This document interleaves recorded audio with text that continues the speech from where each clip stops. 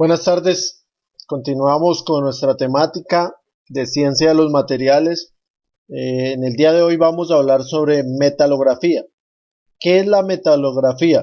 La metalografía es la ciencia por la cual podemos observar las diferentes estructuras en las cuales está compuesta un material. Podemos mirar con el microscopio las formas de esa estructura, determinar muchas veces qué componentes tiene ese tipo de acero o de material analizado. Podemos ver si ha sido sometido a deformaciones por endurecimientos térmicos, podemos ver ataques corrosivos, podemos ver muchos factores o determinar composiciones de un determinado material. Eso es lo que estudia en sí la metalografía y esa es su importancia. La metalografía hace parte de un conjunto de ensayos destructivos. ¿Por qué destructivos? Porque tenemos que coger la muestra de un material, cortar un material, hacer unos arreglos, prepararla para llevarla al laboratorio y poder hacer estas observaciones.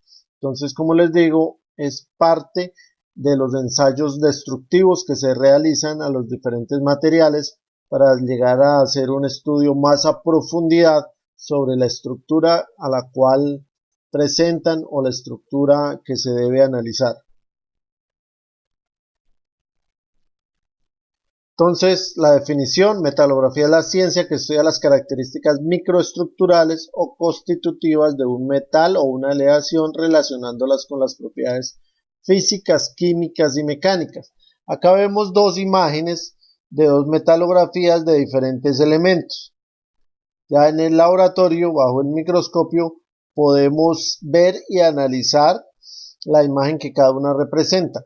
Cuando ya somos expertos en el tema o nos hemos familiarizado mucho con el tema, podemos simplemente al ver en el laboratorio una forma de una metalografía, la podemos asociar rápidamente con un determinado material o la podemos asociar directamente a una situación por la cual ha pasado el material. Por ejemplo, cuando tenemos materiales sometidos a altas temperaturas, ya sea por un proceso de soldadura, donde el material se ha calentado, entonces podemos simplemente por experiencia y a unas plaquetas base comparar la imagen vista con el proceso al cual tuvo contacto esa pieza o el proceso por el cual la deformó o la cambió, o simplemente si es un material nuevo, pues también con la metalografía de pronto podemos saber qué tipo de material es.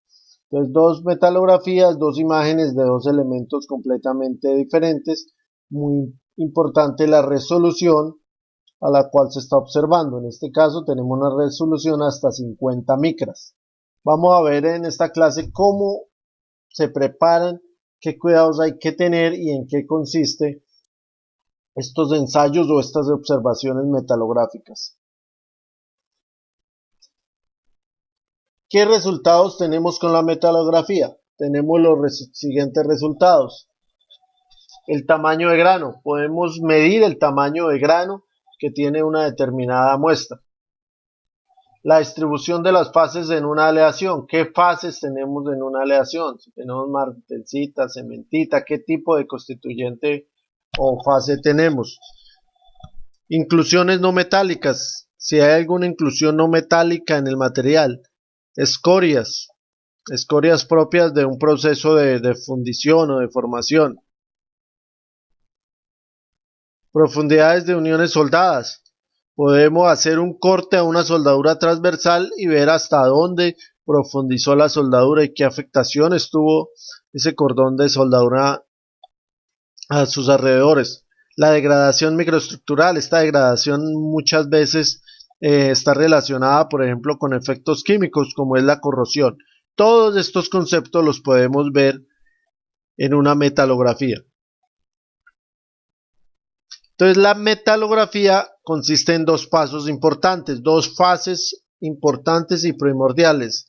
De lo estrictos que seamos En el cumplimiento de esas dos fases va a ser el éxito para los resultados. Entonces la primera fase es la preparación y la segunda fase es el análisis.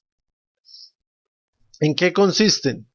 Entonces en la preparación el primer paso importante es el corte. ¿Cómo cortamos el material? Entonces, si son materiales pequeños, elementos pequeños, un eje de pronto que falló o que queremos saber su contenido, pues hay unas cortadoras en laboratorio, ya cortadoras especiales para realizar este tipo de corte. Normalmente se hace corte por abrasión con disco. Ya el problema es cuando necesitamos una muestra de un elemento grande, de una estructura que está en sitio. Entonces también necesitamos adquirir unas cortadoras portátiles utilizadas para esta aplicación. ¿Por qué es importante la cortadora? Porque es que si estamos en una estructura y cortamos con oxicorte, inmediatamente ese estrés térmico que causamos con el oxicorte pues nos va a afectar completamente el material y sus propiedades y vamos a llegar a resultados erróneos. Entonces por eso desde el corte ya necesitamos tener cuidado en no dañar el material. Por eso normalmente los cortes son con abrasivos que no nos afectan el material. Pero si es una estructura grande, pues tenemos que cortarla con oxicorte, pero a una distancia mayor, ¿sí? Una distancia más grande para después llevar la muestra de material y cortar la muestra efectiva con una cortadora especial. Es decir, se corta con oxicorte una distancia o un ancho grande de tal forma que la afectación con esa temperatura no vaya a llegar hasta el punto donde vamos a tomar la muestra. Sí, es claro el concepto. Si definitivamente nos tocó cortarla con oxicorte, entonces cortamos un pedazo de un tamaño muy considerable, de tal forma que al cortar ya la muestra que se va a someter a metalografía, no haya sido afectada por la temperatura. Como bien saben, un proceso de plasma, de oxicorte, eh, el material se empieza a afectar entre más cerca está del corte. A medida que se aleja del corte, pues disminuye la afectación hasta llegar a un punto donde simplemente se calienta sin tener ningún efecto sobre su microestructura. ¿Qué tienen las cortadoras de laboratorio? Normalmente un abrasivo y un caudal refrigerante. ¿Cuál es la función? Que no se caliente la pieza, que no tenga un sobrecalentamiento y de esta forma no alterar las condiciones microestructurales. Entonces se regula la velocidad, se regula el refrigerante de tal forma que no vayamos a afectar térmicamente la muestra. Por eso son unas cortadoras especiales. Después del corte tenemos la preparación, el punto B, que es el montaje. Después de cortarla, lo montamos en una base especial para luego llegarla a pulir. El pulido no se hace con pulidora, se hace normalmente con unos paños que el objetivo va a ser limpiar el material y dejar un acabado espejo. Se hace con una especie de lijas, vamos desde un grano grueso hasta un grado delgado, finalmente con unos paños que nos llevan el material a unos acabados espejos que son los necesarios para llevar esta pieza al microscopio y hacer la observación metalográfica. Acá tenemos una imagen de una pulidora metalográfica donde se están los abrasivos. También tenemos refrigerante también para evitar el calentamiento. El pulido, en la tercera etapa, tenemos tres tipos de fases o tres tipos de pasos: un desbaste grueso, un desbaste final y el pulido, que se hace normalmente se hace con paños impregnados con partículas de abrasivo en una solución acuosa. Entonces el desbaste grueso es el inicial que se hace Normalmente se puede llegar a hacer incluso con lima, pues para quitar las imperfecciones más grandes que haya. Siempre el principio es no afectar térmicamente el material. Entonces podemos utilizar normalmente limas o lijas muy gruesas para desbastar, pero sin afectar térmicamente. Por eso no podemos utilizar una pulidora. Una pulidora gira a 14.000, 15.000, 16.000 RPM y esto nos calienta el material. El desbaste final comienza con abrasivos de 150, lija 150, seguido de lija 250, 400 y finalmente termina con lijas de 600 a 1000. Se puede hacer con mano o con desbastadora mecánica. ¿En qué consiste una lija 150, una lija 250 o una lija 400? Esto no tiene que ver con el tema, pero es bueno aclararlo. Este número es la cantidad de granos por pulgada cuadrada. Entonces, si tenemos un alto número, quiere decir que tenemos unos granos muy pequeños, más pequeños, para que nos alcancen a caber en esa área. Entonces, 1000, vamos a tener 1000 granos en esa pulgada cuadrada. Entonces ya los granos son muy pequeños, diferente a un 150 que serían unos granos más grandes. El pulido, como ya lo dijimos, son directamente con paños abrasivos, ya para llegar a un acabado espejo que nos debe tener la cara que vamos a analizar en la metalografía. Después de eso tenemos la segunda fase, que es el análisis. ¿Cómo vamos a analizar el elemento o la pieza o el material que tenemos para estudiar? Entonces el análisis tiene dos pasos. El primero, que es un ataque químico para la revelación de la estructura, y el segundo, que ya es el análisis de la muestra en el microscopio. ¿Qué es este ataque químico? El ataque químico es un ataque que se utiliza con unos solventes, ya puede ser por inmersión o por agregado, por fregado con algodón. Se utiliza y se impregna la pieza por unos segundos hasta que la estructura tenga una reacción química y sea revelada. Es decir, excite sus tamaños de grano para poderlos ver de mejor forma. Uno de los químicos más utilizados en el laboratorio es el nital, que es un ácido nítrico con base de alcohol, que es muy utilizado en metales ferrosos. Todo lo que son aceros, este tipo, utilizamos mucho ese ataque químico por medio de nital.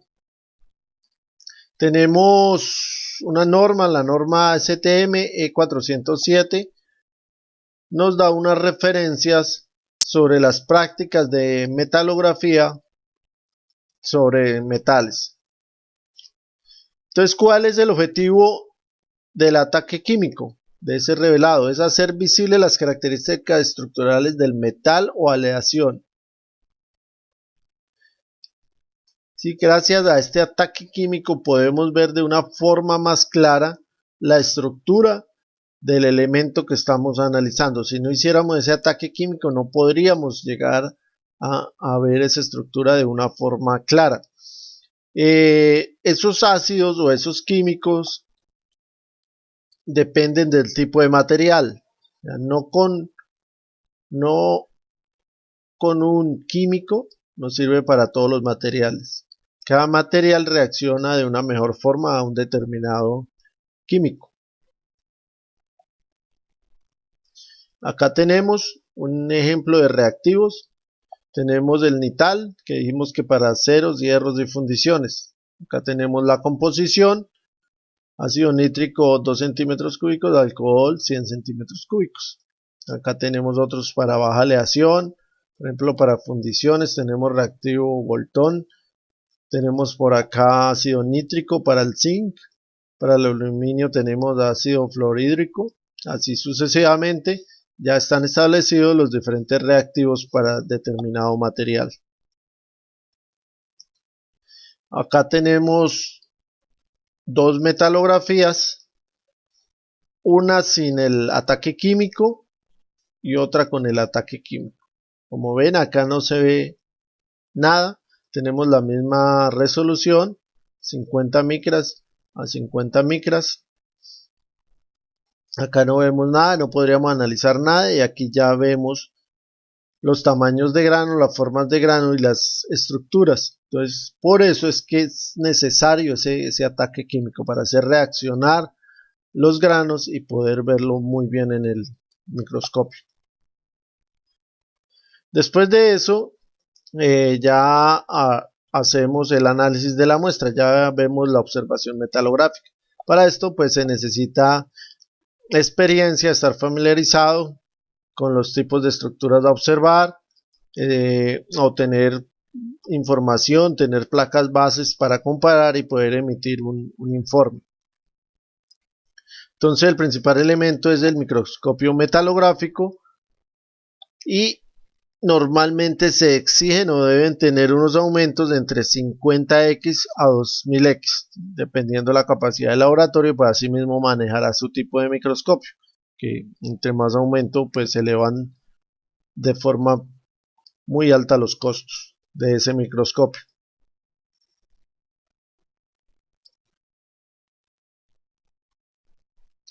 Tenemos la siguiente norma, la norma STM E301, donde nos habla de las prácticas para la preparación de las muestras a ser estudiadas. Nos habla todo lo que hemos descrito sobre la forma en que se debe cortar, la forma en que se debe pulir, los cuidados que se deben tener, y nos habla también sobre los reactivos a utilizar sobre esas muestras metalográficas. Acá tenemos una imagen de una metalografía de cobre, ¿sí? Fue atacada con cloruro férrico y tenemos un aumento de 100x. Acá tenemos unos tamaños de 200 micras. Vemos claramente la estructura que tiene. Entonces el ingeniero metalográfico, técnico metalográfico, viendo esta estructura, ya puede emitir un informe, ¿no?, de qué componentes tiene ese elemento. Siempre en las metalografías debe ir acompañada del reactivo en el cual se hizo reaccionar, para tener trazabilidad, porque dependiendo del químico con que se haga tenemos mayor o menor nitidez. Entonces siempre se debe tener la composición y el tipo de cloruro, así como los aumentos y la resolución empleada en la metalografía. Todo esto debe ir en el mismo informe. Acá tenemos otra de aluminio silicio. Entonces ya cuando estén familiarizados con el tema, viendo una estructura así, podemos decir que es de cobre, y así podemos ver que es una aleación de aluminio y de silicio. Vemos acá los tamaños de granos, 100 micras y 50 micras. Metalografías de un acero austenítico, perlítico y ferrítico. Vemos las diferencias que tienen cada uno de ellos. Entonces un ingeniero experto en metalografía, con ver esta estructura ya sabe que es austenita, ver esta ya identifica la perlita, y esta la ferrita. Cuando tenemos afectaciones térmicas vamos a tener martensita. Rápidamente se puede descifrar, intuir o concluir que estuvo sometido a un tratamiento térmico o estuvo sometido a una afectación térmica que nos creó esa componente de martensita, que es la componente de un tratamiento térmico. Vamos a ver este video para darle más claridad al tema.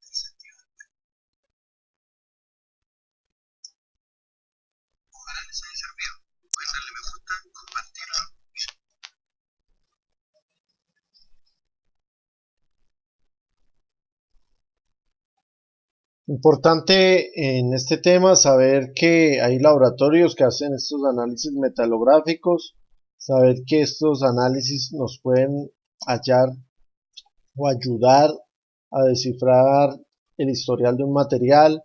Cuando se presenta una falla, tomar una muestra y mirar por qué procesos ha sido afectado el material, o si es un material que no conocemos su historial, su composición y necesitamos una determinada aplicación, pues este ensayo nos puede ayudar a aclarar y sacar muchas conclusiones.